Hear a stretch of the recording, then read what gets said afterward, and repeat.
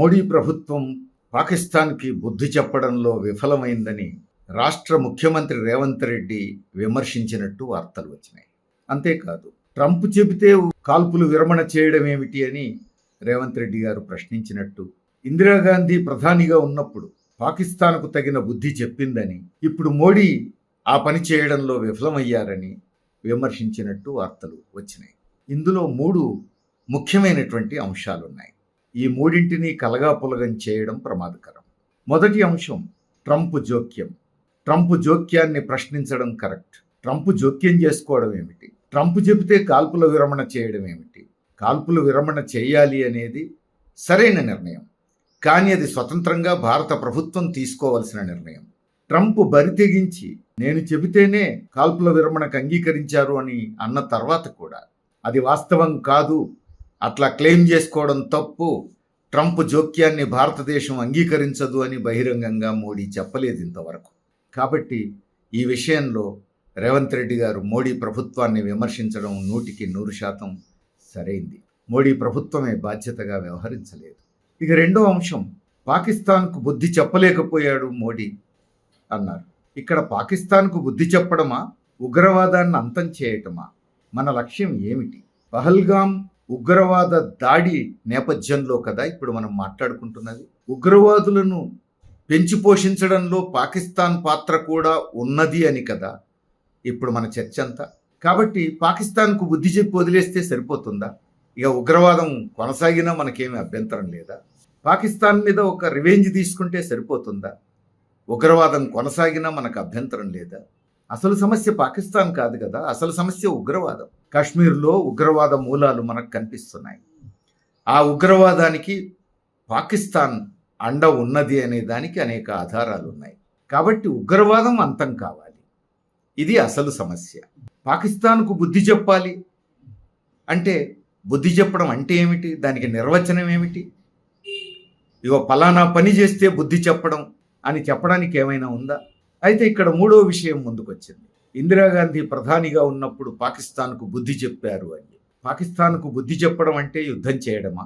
ఎందుకంటే ఇందిరాగాంధీ ఉన్నప్పుడు యుద్ధం చేశారు, యుద్ధంలో పాకిస్తాన్ ఓడిపోయింది. కాబట్టి యుద్ధం చేయడమా? యుద్ధం చేయడమే అయితే మరొకసారి మోడీ ప్రభుత్వం కూడా యుద్ధం చేసి పాకిస్తాన్ ఓడిపోయి భారతదేశం గెలిస్తే అప్పుడు మనం కాలర్ ఎగరేయొచ్చా, సంతోషించవచ్చా? ఉగ్రవాదం మాత్రం కొనసాగుతూ ఉంటుంది కదా. ఇందిరాగాంధీ కాలంలో యుద్ధం చేశారు, పాకిస్తాన్ ఓడిపోయింది. మరి అదే బుద్ధి చెప్పడం అయితే మరి ఉగ్రవాదం ఇంకా పెరిగింది తప్ప తగ్గలేదు కదా. కాబట్టి దీన్ని రాజకీయం చేయడం అనేది సరైంది కాదు. రాజకీయం చేయడానికి, మరో పార్టీ మీద పైచేయి సాధించడానికి మరో దేశాన్ని లక్ష్యం చేసుకోవడం కూడా సరైంది కాదు. ఇప్పటికే మోడీ ప్రభుత్వం కాల్పుల విరమణలో సరైన నిర్ణయం తీసుకున్నప్పటికీ మోడీ పరివారం, మోడీ భక్తులు మాత్రం అయితే పాకిస్తాన్ మీద జాతీయ దురభిమానంతో ఎగదోయటం, లేదా ముస్లిం మైనారిటీల మీద ఒక మతాన్ని లక్ష్యం చేసుకొని ఎగదోసేటువంటి ప్రయత్నం, ఈ రెండూ తప్పని కదా అందరూ చెప్తున్నది.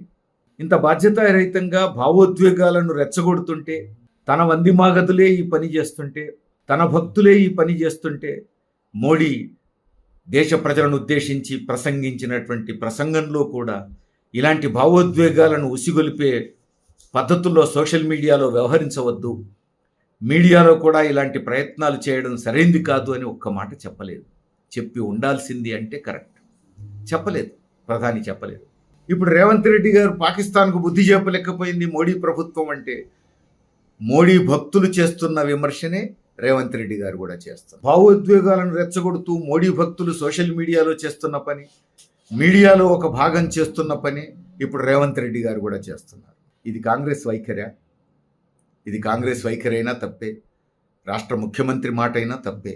ఇప్పుడు జరగాల్సింది ఒక దేశాన్ని లక్ష్యం చేసుకొని భావోద్వేగాలు రెచ్చగొట్టుకోవటమో, ఒక మతాన్ని లక్ష్యం చేసుకొని భావోద్వేగాలు రెచ్చగొట్టుకోవటమో కాదు, ఉగ్రవాదాన్ని అంతం చేయటం ఎట్లా, ఇదే కీలకమైనటువంటి అంశం.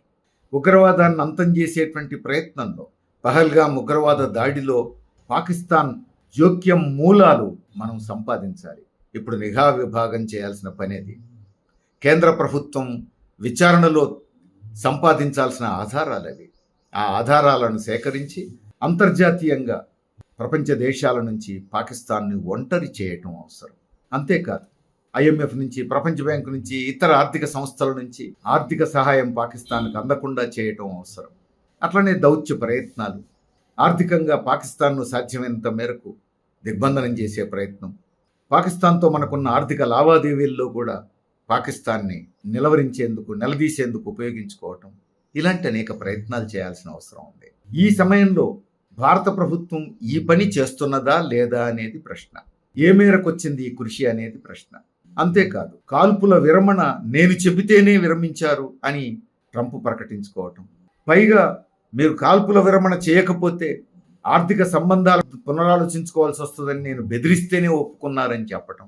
ట్రంప్ బెదిరిస్తే భారత ప్రభుత్వం భయపడ్డది, తల వంచింది, కాల్పుల విరమణకు సిద్ధపడింది అనే సంకేతాలు ప్రపంచానికి ట్రంప్ ఇవ్వటం, ఇవి ఆందోళనకరమైన విషయాలు. వీటి మీద మోడీ ప్రభుత్వం మౌనంగా ఎందుకున్నది అని ప్రశ్నించడం ఇప్పుడు అవసరం. ఈ విషయాల మీద పార్లమెంటు సమావేశపరిచి పార్లమెంటు ముందు వాస్తవాలు చెప్పాల్సిన అవసరం ఉంది.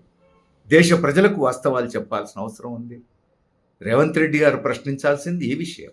పైగా మోడీ ప్రభుత్వం పార్లమెంటు సమావేశపరచడానికి నిరాకరించారు, ప్రజలకు వాస్తవాలు చెప్పడానికి నిరాకరించారు, ట్రంప్ జోక్యాన్ని ఖండించడానికి నిరాకరించారు, మౌనంగా ఉంటున్నారు.